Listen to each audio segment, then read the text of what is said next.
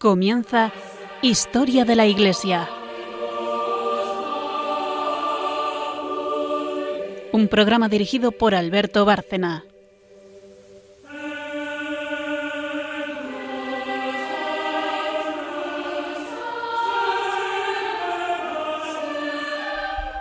Buenas noches, María Ornedo. Buenas noches. Buenas noches, Carmen Turdemontis. Buenas noches. Buenas noches a todos nuestros oyentes de Historia de la Iglesia en Radio María.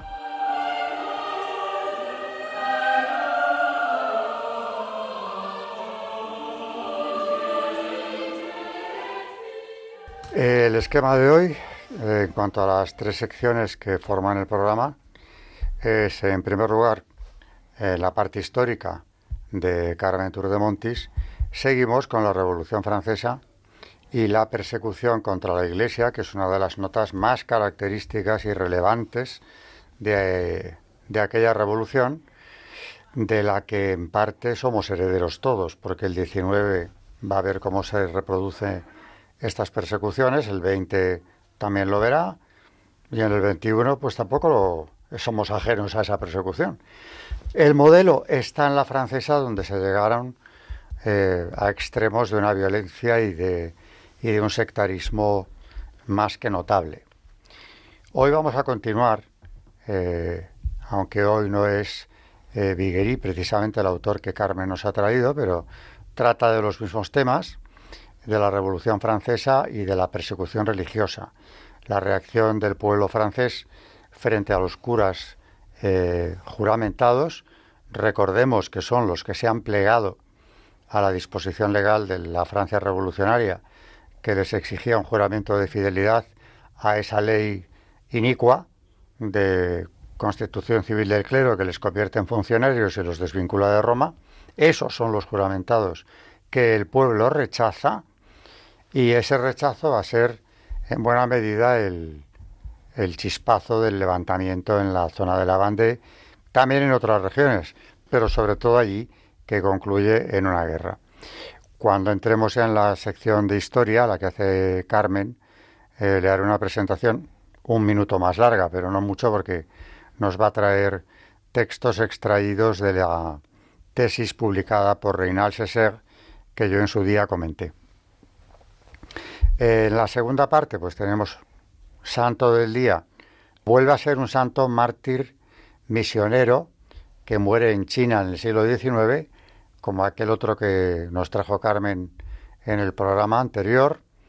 O sea que allí merecería la pena, y espero que algún día veamos florecer esa sangre de los mártires. Hay una iglesia china, bueno, una de la que es mejor no hablar, y otra auténtica, muy perseguida, también allí en China. Digo que la sangre de los mártires es semilla de cristianos, allí donde se derrame. Y por último, la tercera parte, María Ornedo seguirá en Magisterio hablándonos de Eucaristía con el texto de San Anastasio el Sinaíta del siglo VIII, que ya el otro día lo estuvo tratando en el último programa.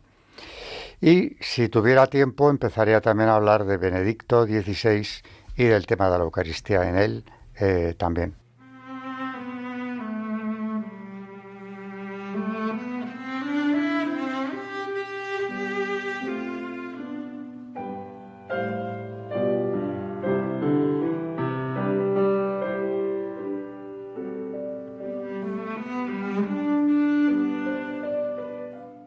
Parte histórica, desarrollando lo que acabo de decir en relación con la Francia revolucionaria.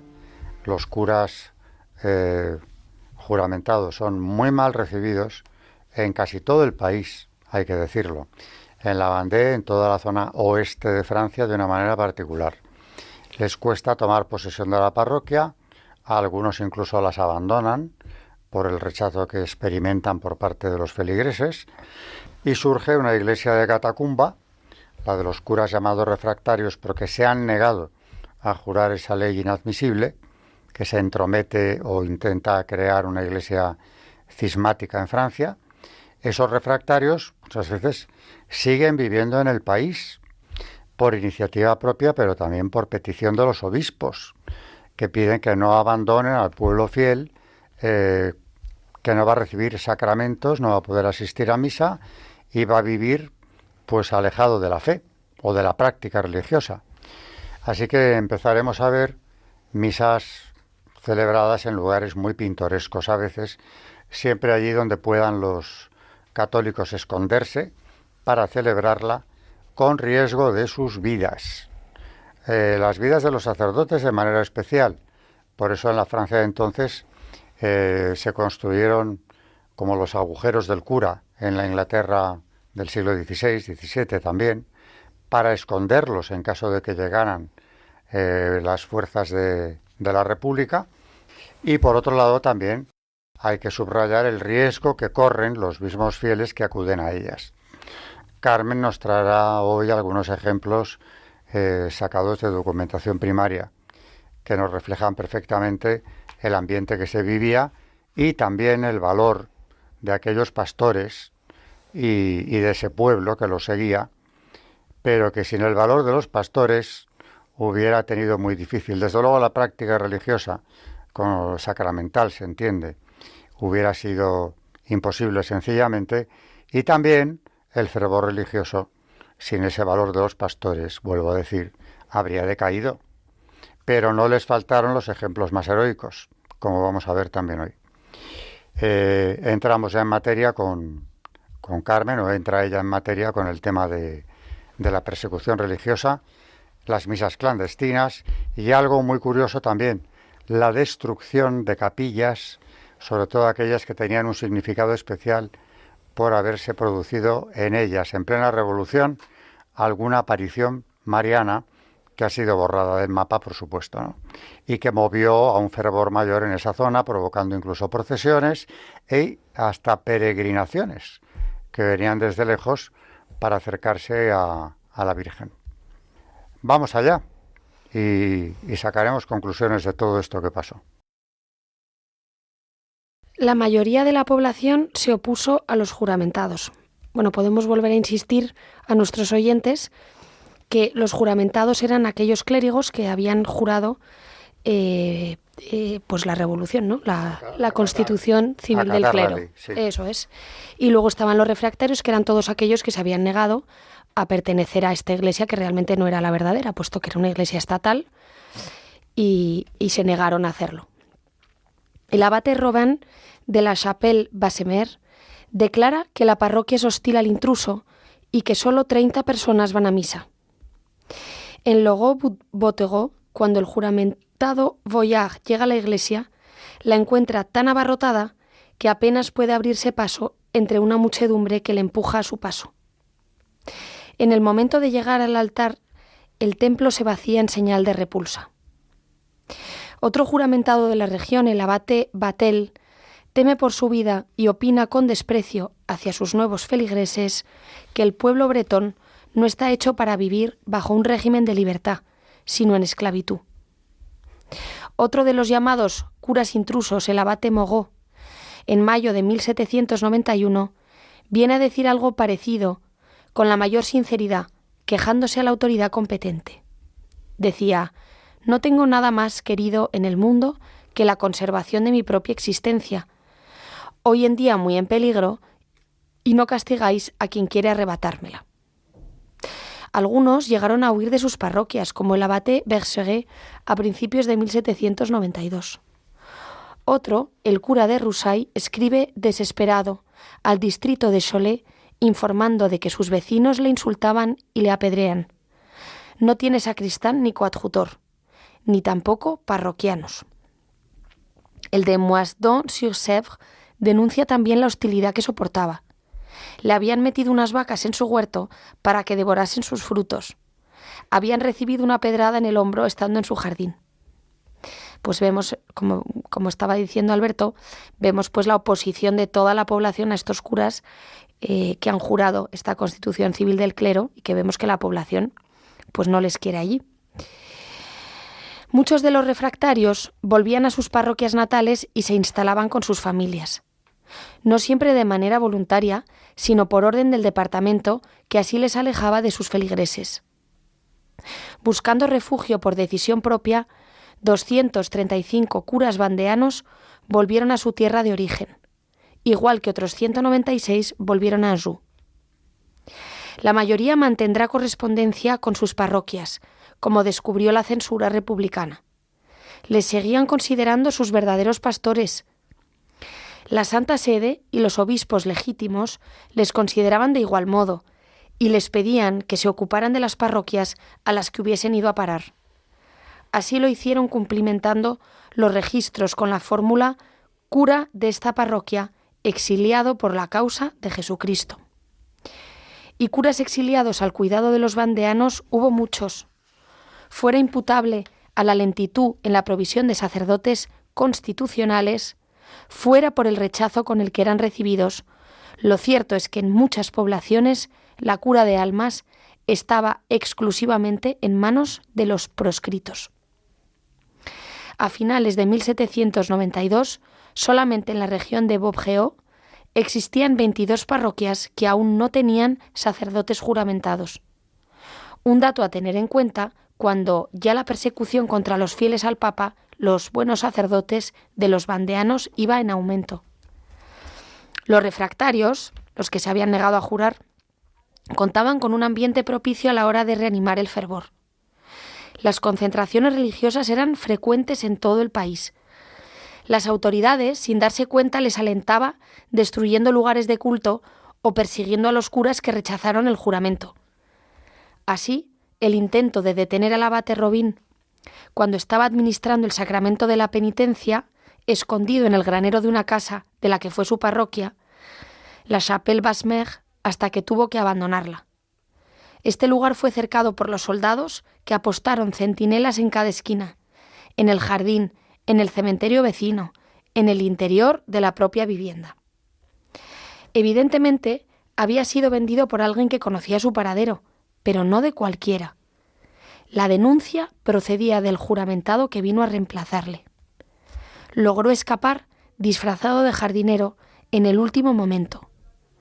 Era el día del Rosario, y tanto el cura como sus antiguos feligreses lo atribuyeron a mediación de la Virgen. La persecución sin duda fortalecía la fe. Máxime cuando en la región se había propagado un hecho milagroso.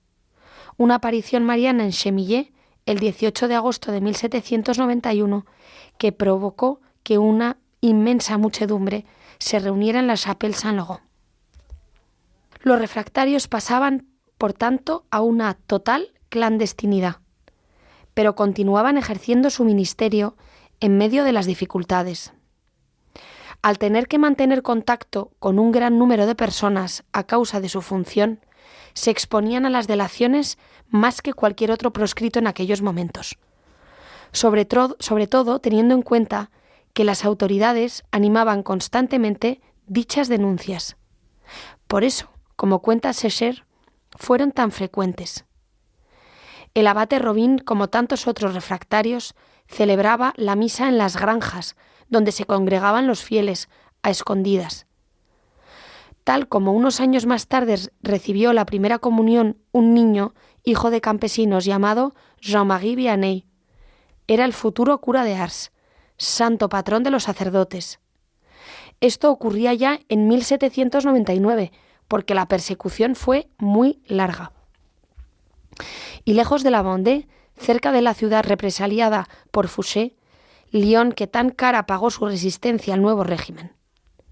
No olvidemos que estas situaciones, en modo alguno, fueron privativas del occidente sublevado. La iglesia de Catacumba se organizó en toda Francia. El mismo Robin celebró también los santos misterios en una bodega del castillo de Brilleg, cuya puerta había sido disimulada con un montón de sarmientos. Pero en el territorio vandeano, como en todo el campo francés, se celebraron misas en bosques, trigales, barrancos, cabañas de carboneros y pajares, incluso en minas y cuevas. El historiador decimonónico Peñé describía un cuadro lleno de realismo. Dice así: aquí, rodeados de niños, hacen oír la palabra de vida.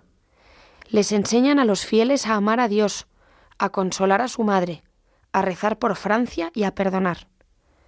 Allí, en el claro de un bosque al borde del Dibate, en un vallecito apartado, celebran la misa normalmente 1 o 2 horas antes de las primeras luces del alba.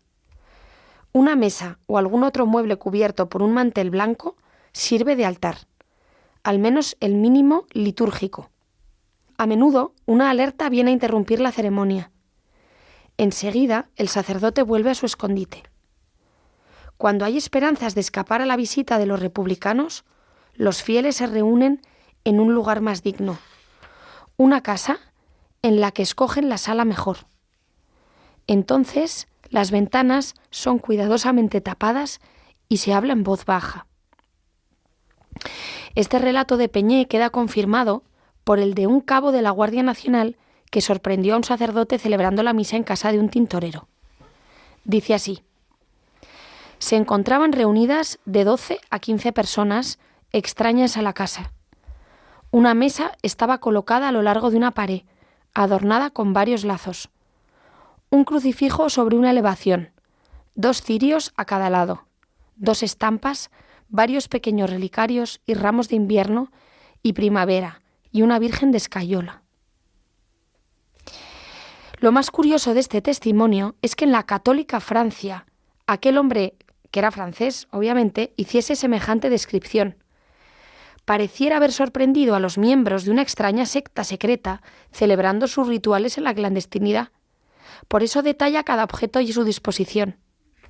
Realmente se trataba de un altar preparado para celebrar el santo sacrificio de la mejor manera posible en una casa humilde, cuando la mayoría del pueblo ya no reconocía como misas auténticas más que las celebradas por el clero que permanecía fiel a Roma.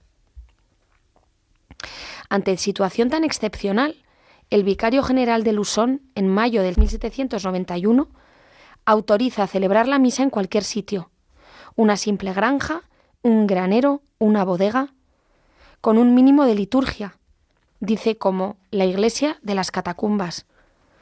Se reaviva así el sentimiento religioso, como siempre ocurre en las persecuciones, especialmente en el entorno de las familias de los refractarios. En opinión de Saussure, en este apego a los sacerdotes fieles se encuentra el origen de un contrapoder. Si solamente se hubiera dirigido contra ellos la persecución estatal, podría parecer acaso que se trataba de imponer a cualquier precio la nueva Iglesia reformada, creada por la Revolución. Pero hubo algo más, algo que presagiaba la persecución general contra el cristianismo, que comenzaba a desatarse en Francia para llegar mucho más lejos. Es el intento de reprimir las manifestaciones de piedad colectiva en la Vendée. Allí había arraigado a lo largo de todo el siglo XVIII la predicación de los padres montfortianos, discípulos de San Luis María Grignon de Montfort, caracterizado por su devoción mariana, el gran predicador de la Virgen.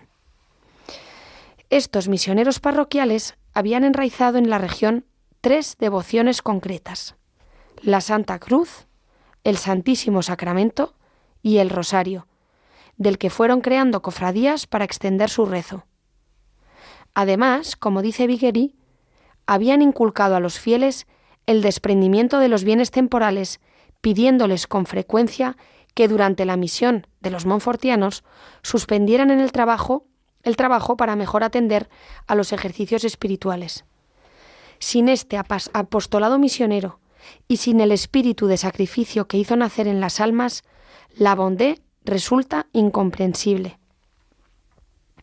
Esto explica también el carácter masivo de las peregrinaciones a los santuarios marianos, precisamente en unos momentos en los que los católicos estaban acorralados por un poder al que solo a duras penas podían resistir, y por un tiempo limitado si Dios no lo remediaba. En 1791 y 1792 se vieron procesiones de miles de personas recorriendo el país durante 2 o 3 días para ir a los lugares de peregrinación, avanzando por las noches a la luz de las velas. Al frente de las mismas abría la marcha uno de los fieles, llevando un enorme cirio de 40 libras, seguido de un estandarte y una cruz de madera pintada de rojo. Durante el recorrido, los peregrinos iban cantando letanías a los santos. No se registraron incidentes, pero indudablemente estas manifestaciones debieron parecer preocupantes al directorio del departamento, que tomó una decisión sorprendente: ordenar la destrucción de las capillas de Bellefontaine y Saint-Laurent-de-la-Plaine, dos de los objetivos preferidos por los peregrinos. Pero fue en balde. La gente siguió yendo en procesión a estos lugares. Uno de ellos, el emplazamiento de la capilla de Saint-Laurent, se había convertido en foco de atención por haber ocurrido allí la mencionada aparición de la Virgen en agosto de 1791, justo antes de ordenarse su destrucción. La drástica medida se reveló inútil y la afluencia de devotos no decreció.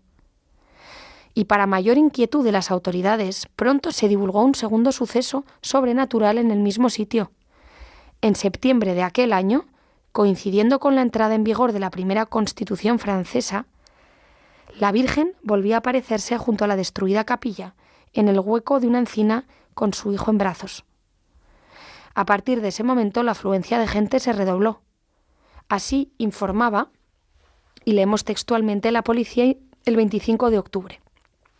Dice: habiéndose dirigido al lugar alrededor de las 3 de la tarde, se encontraron a unas 50 personas de ambos sexos rezando arrodilladas, que el número habría ido aumentando a lo largo de la tarde, y que por la noche llegó a ser de unas 300 personas, que se alumbraban con antorchas.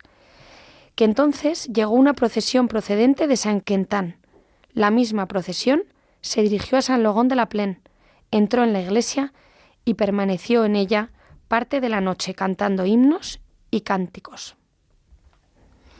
Por la misma época, 3 miembros del departamento de Maine-et-Loire fueron enviados en misión patriótica a ese lugar fanatizado, que es como los llamaban, para encontrarse con algo todavía más preocupante. Uno de ellos dice haber visto una muchedumbre de aquellos pueblos de unas 8.000 personas de toda edad, sexo y condición, contemplando la sagrada encina, unos arrodillados, otros de pie, mirando a la Virgencita de piedra blanca que se había colocado allí. Añadiendo un dato inquietante: esta vez ocurría en pleno día, lo que significa que no se ocultaban. Este relato arroja una luz distinta, más fuerte, sobre lo que estaba sucediendo allí. No se trataba solo del enfrentamiento entre juramentados y refractarios, ni de la oposición popular que los primeros encontraban a su llegada. Las autoridades del departamento trataban de sofocar manifestaciones de piedad de la población, llegando a la destrucción de los lugares a los que se peregrinaba y observando congregaciones de muchedumbres cerca de sus restos con una mezcla de estupor y preocupación. Estaban muy alejados de este pueblo que gobernaban, no lo conocían en absoluto, rechazaban sus valores, sus principios, su idiosincrasia, su fe. El rechazo hacia los curas constitucionales iba más. La gente empezaba a atacar ya a los gendarmes que cerraban las iglesias de las parroquias, suprimidas en la nueva ordenación, o a los que llegaban escoltando a los juramentados. Pedían a gritos el regreso de sus buenos curas. Bueno, aquí Carmen nos ha contado un episodio pues menos sangriento que en el programa anterior, pero que si seguimos con el relato veremos que acaba en otro baño de sangre impresionante, también con miles de mártires en la Vendée y en otras regiones de Francia, pero sobre todo allí. Pero lo que sí refleja el relato es el rechazo clarísimo y la valentía de sacerdotes y fieles que, a pesar de las disposiciones de las autoridades revolucionarias, seguían peregrinando y reuniéndose, incluso en las ruinas de las capillas arrasadas por el poder político. Se estaba preparando la gran cosecha de mártires que vendrá muy poco después. Y estos episodios, como digo, pues son poco conocidos o muy poco conocidos de la Revolución Francesa, porque evidentemente se han querido tapar y hasta finales del siglo pasado, años 80, 90, no han empezado a salir a la luz, publicados precisamente por historiadores franceses en su mayoría que han investigado lo que pasó allí en esos años. ¿Y con qué nos encontramos? Pues con que la clave principal de la Revolución Francesa es religiosa. Con esto pues pasamos ya enseguida a la siguiente sección, un santo que nos trae Carmen hoy, en la misma línea que el misionero mártir que nos trajo la semana pasada. Están escuchando en Radio María Historia de la Iglesia, dirigido por Alberto Bárcena.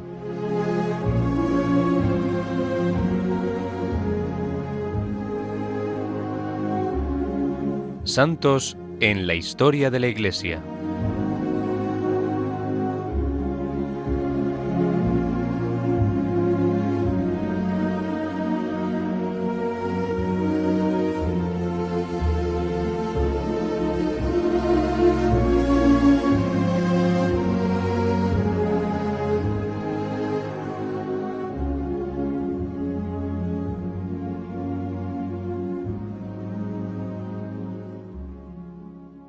En el último programa, Carmen nos hablaba de un misionero francés que muere en China.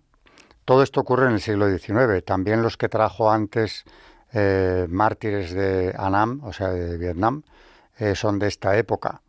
Y en China a veces llegaron a unos procedimientos de un salvajismo impresionante.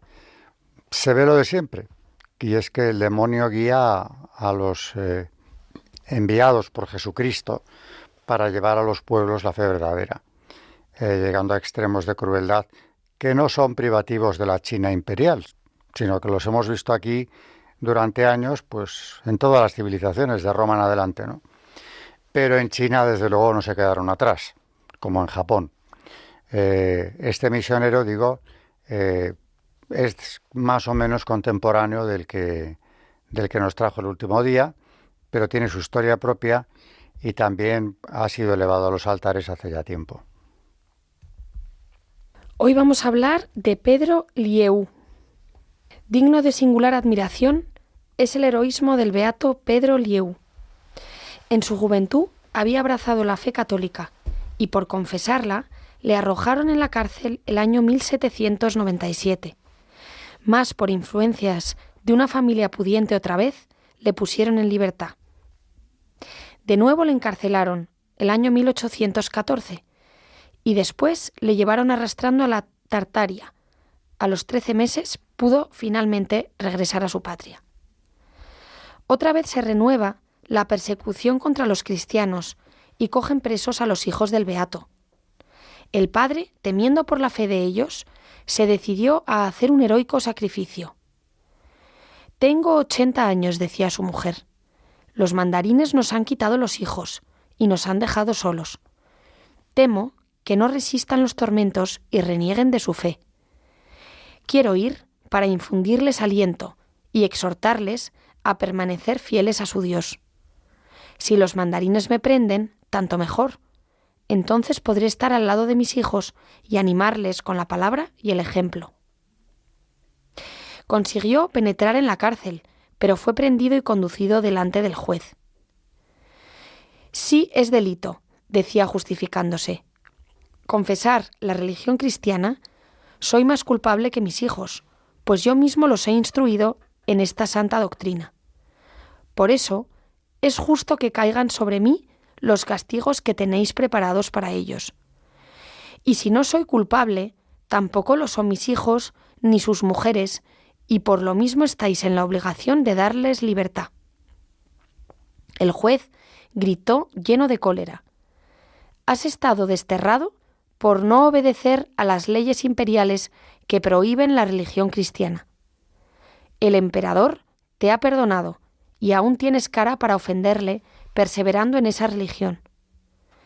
El anciano recibió 10 golpes en el rostro y fue condenado a prisión. Inclinóse delante del juez y dijo: «Le doy las gracias por el beneficio que me acaba de conceder». De la misma manera, habían tratado a los otros prisioneros cristianos, de tal suerte que los paganos, admirados, decían: «¿Quién ha visto jamás a los presos alegrarse y gloriarse de las cadenas que arrastran?». Pedro Lieu era entre todos el que mantenía el ánimo y la alegría de los confesores de Cristo. Y solo él fue condenado a muerte con 1000 tormentos e injurias, en tanto que los otros iban al destierro por orden del emperador. Cuando llegó al patíbulo, dijo al verdugo: «Esperad todavía un momento hasta que haya rezado mi oración». Hizo la señal de la cruz y encomendó su alma a Dios. Después añadió: «He terminado mi oración, estoy dispuesto». Acto seguido, tiró el verdugo de la cuerda, poniendo fin a su gloriosa vida.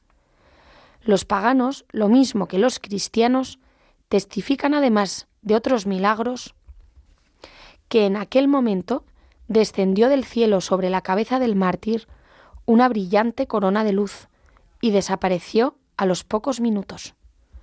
El verdugo, todo asombrado y conmovido, confesó: «Esta religión cristiana tiene que ser seguramente una religión buena». Los cristianos comenzaron enseguida a tributar adoración a aquel esforzado campeón. Rasgos igualmente conmovedores y de fortaleza sobrehumana nos ofrece la muerte heroica de los restantes mártires beatos de China.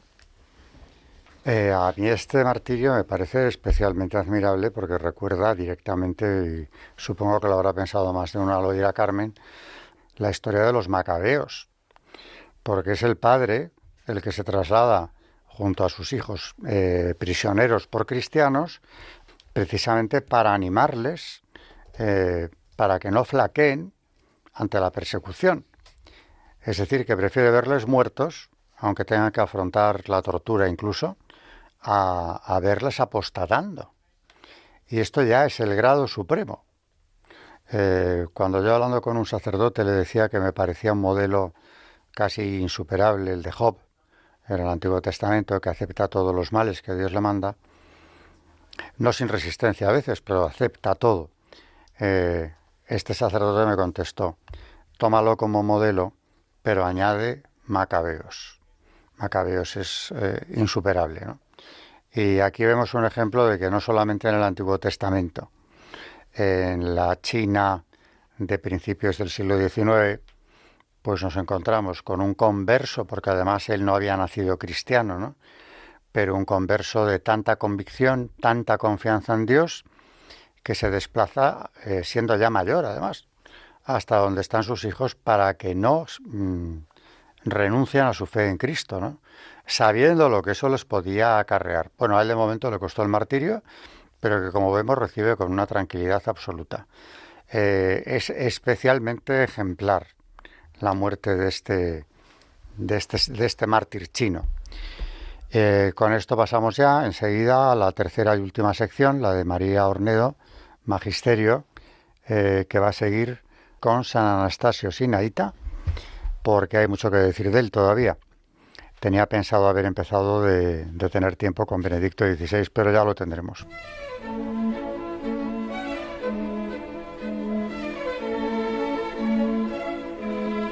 El Magisterio de la Iglesia.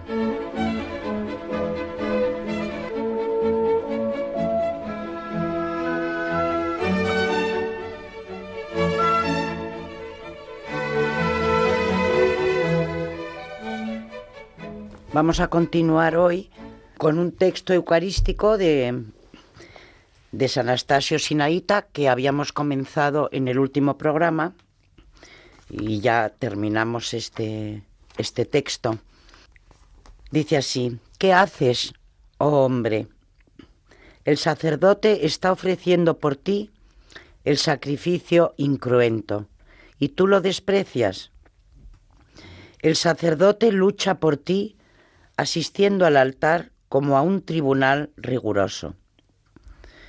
Urge e insta para que te venga de lo alto la gracia del Espíritu Santo, y tú no te preocupas nada de tu propia salvación. Te aconsejo que no procedas así. Echa fuera de ti esa mala y vana costumbre. Une tu clamor al del sacerdote que está luchando por ti. Une tu trabajo al del sacerdote que ora por ti. Entrégate a ti mismo por tu salvación, porque mucha fuerza tiene la oración del justo hecha con fervor.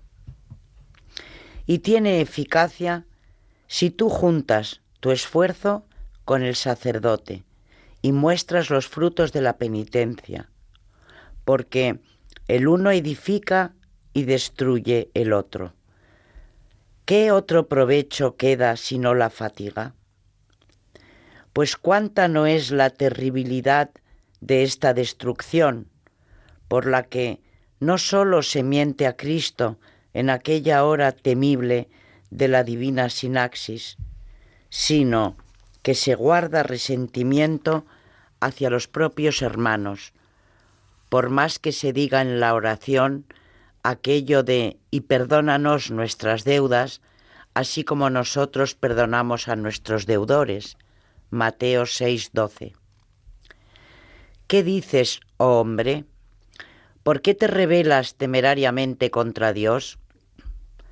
Guardas resentimiento contra tu hermano, afilando contra él el cuchillo, armándole engaños, llevando en tu corazón el veneno maligno, y clamas a Dios, perdóname mis deudas, como yo también he perdonado a mi deudor. ¿Has venido a orar en la iglesia de Dios o a mentir? ¿A alcanzar gracia o a atraerle ira? ¿A conseguirte perdón de pecados o aumento de castigos? ¿A obtener la salvación o tormento? ¿No ves que por esto nos damos el ósculo en aquella hora temible, a fin de que, apartando todo lazo inicuo, Isaías 58:6, y todo endurecimiento de corazón, nos lleguemos al Señor con corazón puro? ¿Qué haces, oh hombre?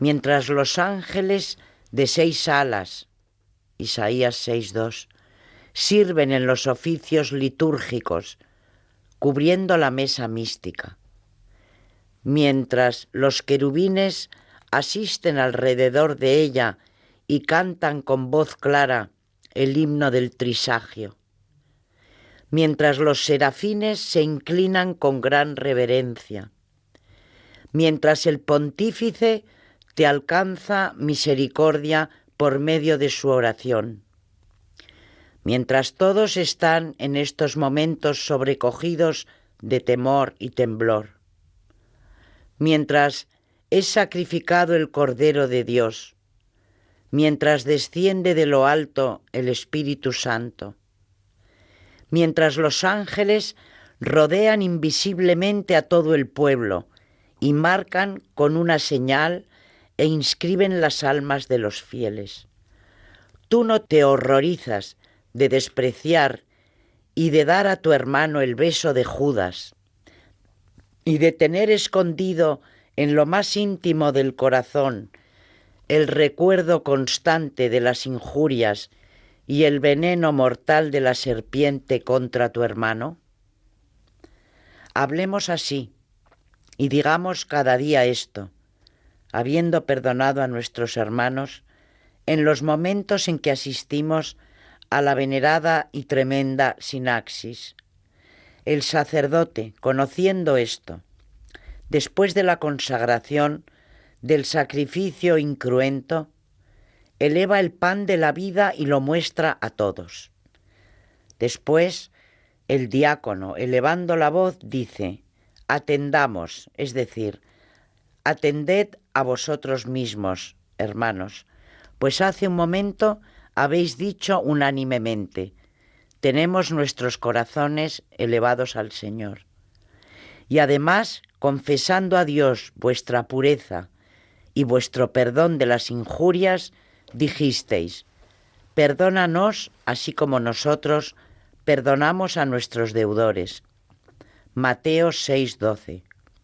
Y por eso os disteis unos a otros el ósculo de paz. Pero como yo también soy hombre e ignoro vuestros pensamientos, me abstengo de todo juicio, pues no sé quién es digno o indigno de recibir estos misterios. Por eso levanto la voz y os digo que atendáis a vosotros mismos y consideréis a qué estáis asistiendo. Añade a continuación el sacerdote: las cosas santas para los santos. ¿Qué es lo que quiere decir? Ved, carísimos, cómo os acercáis a la recepción de los divinos misterios. No sea que alguno de vosotros, al acercarse a comulgar, oiga estas palabras: no me toques, apártate de mí, tú que fomentas el rencor y obras la maldad.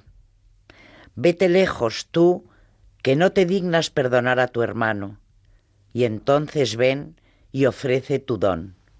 Mateo 5:24. Y serás digno de la comunión. Arroja de ti toda inmundicia de maldad, y entonces acércate y recibe el carbón purificador. Isaías 6:6. Dile: he conocido, oh Señor, que soy deudor de muchos pecados y deudas, pero por tu mandato he perdonado a mis hermanos, para que yo también pueda conseguir de ti el perdón, oh Señor. Tanto como esto nos quiere decir el sacerdote con aquella breve exclamación. Por lo cual, os exhorto a que no juzguéis a nadie, y menos al sacerdote de Dios, sino acércate a los divinos misterios con fe, con arrepentimiento eficaz y con pura conciencia, y así encontrarás la santificación de todos.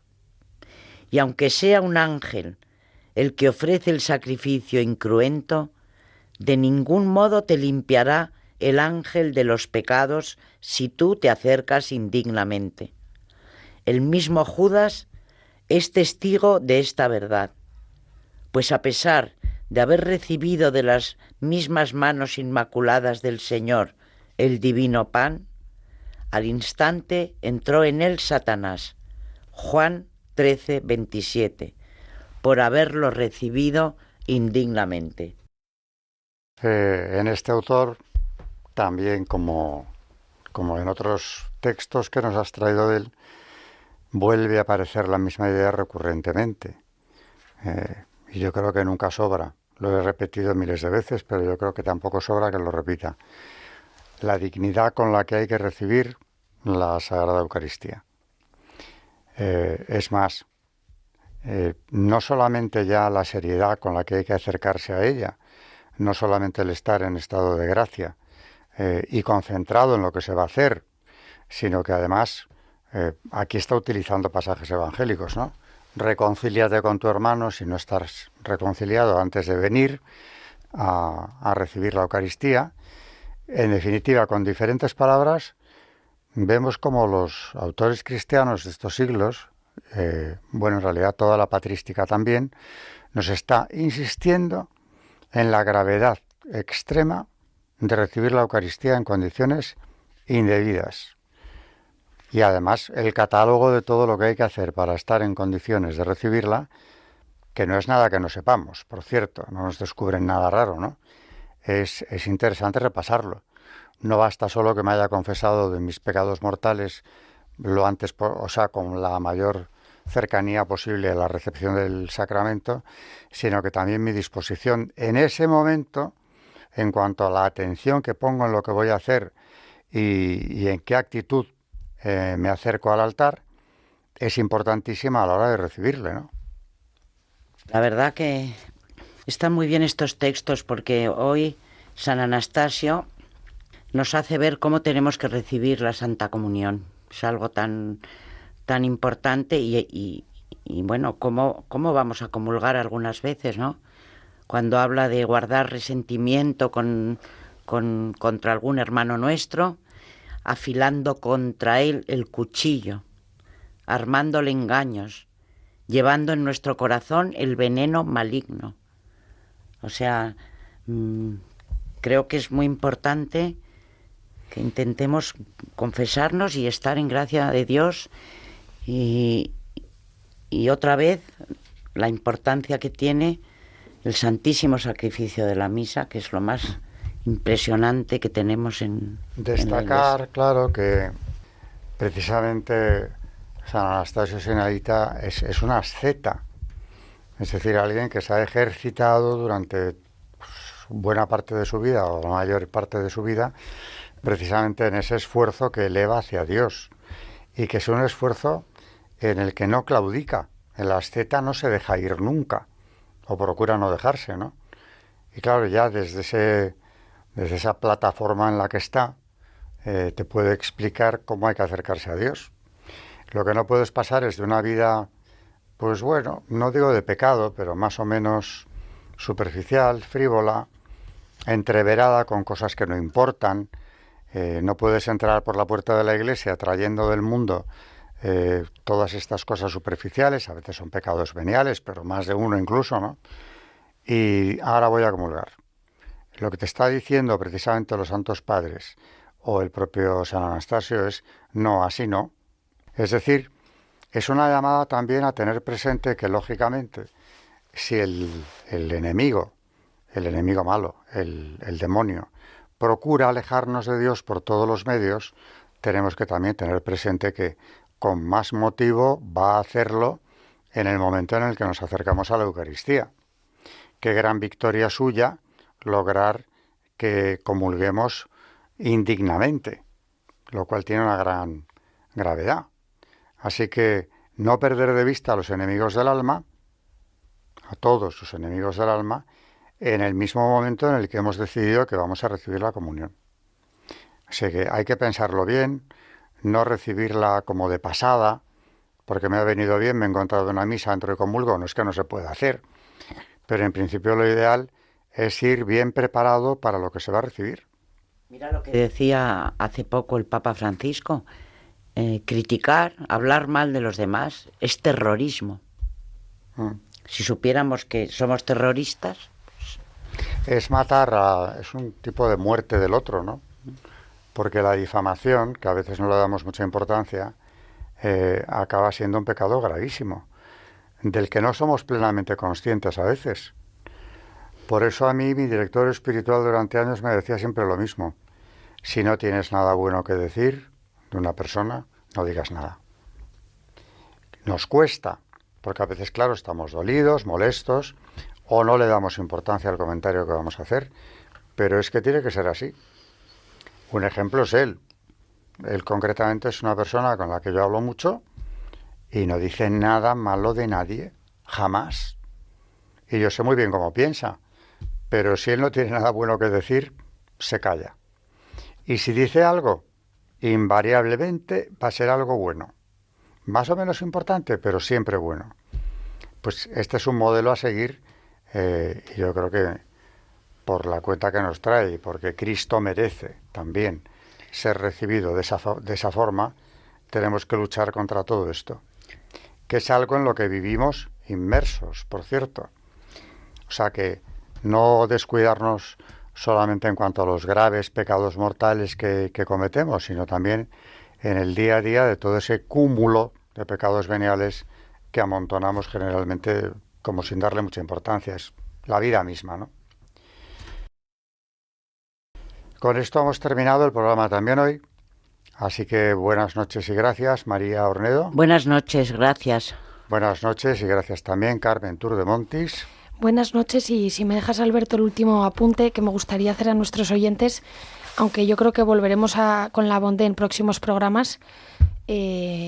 La verdad que les recomendamos muchísimo que investiguen sobre esta historia, que la verdad que es impresionante, la historia de la Bondé, especialmente el libro que escribió nuestro director Alberto Bárcena sobre ella, La guerra de la Bondé, una cruzada en la Revolución, donde explica todo lo que pasó. De ahí hemos tomado hoy todo este relato que hemos contado, de cómo este relato además esperanzador para tiempos también actuales, donde toda esta persecución lo que hizo, como dice el propio Alberto, en la mayoría de las persecuciones fue enardecer la fe de todos los que estaban perseguidos, y resulta un relato muy esperanzador para hoy en día también, y para que no nos vengamos abajo y tengamos esperanza, porque, bueno, aunque la mayoría de todas estas personas no acabaron bien en esta tierra, no tenemos duda de que todos ellos están en el cielo, porque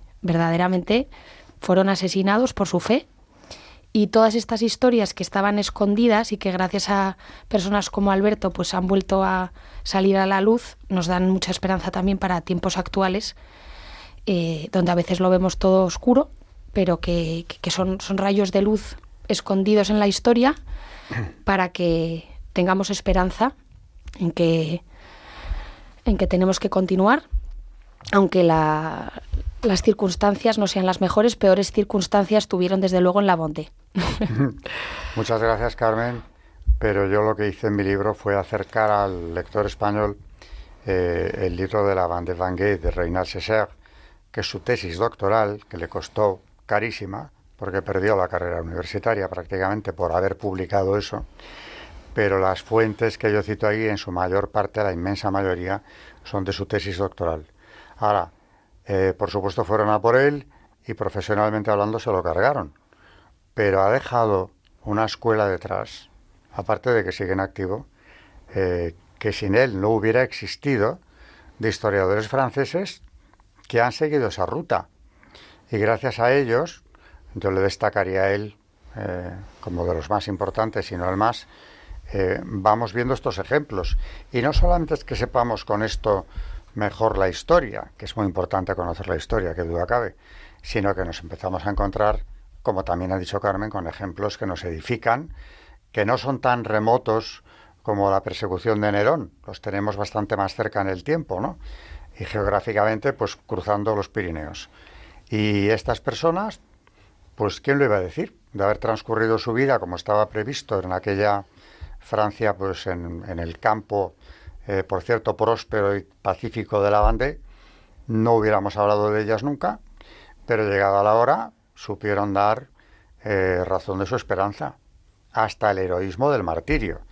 Y algo más que yo creo que habría que añadir, nos está descubriendo Césaire también todo un conjunto imposible de valorar en cuanto al número, ¿no?, de mártires que sinceramente creo que son los que están soportando la situación en Francia, manteniendo la fe con toda la persecución. Aquí en España la tenemos, por supuesto, de una forma o de otra, pero la persecución no es la primera vez que ocurre, pero en España ha vuelto pues de una forma parecida a la de la Segunda República, de momento legal.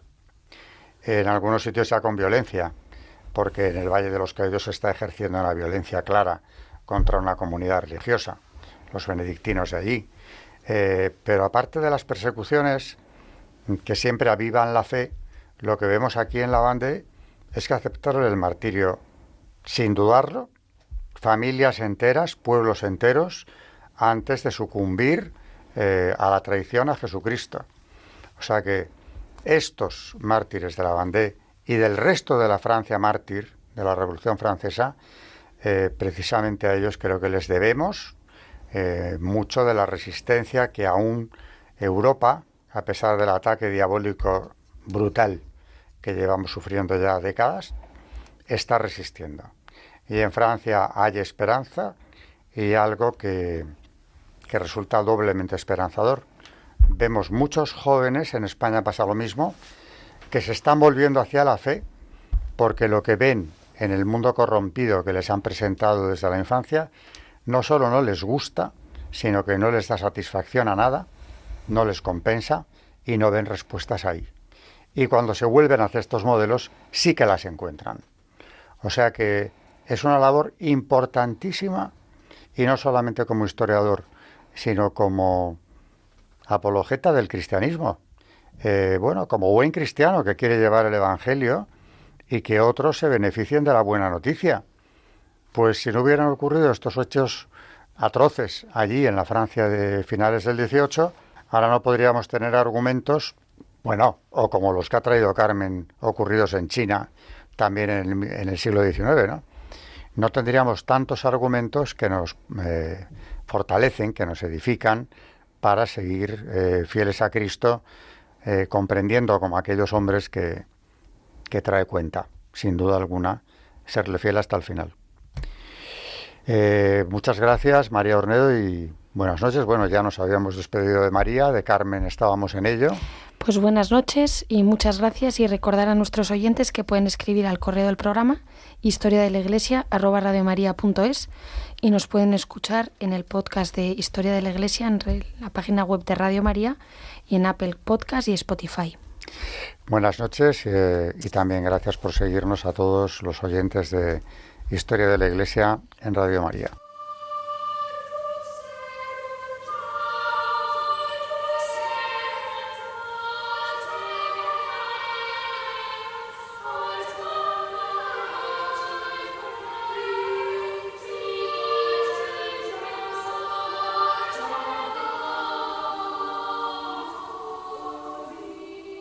Han escuchado Historia de la Iglesia, un espacio dirigido por Alberto Bárcena.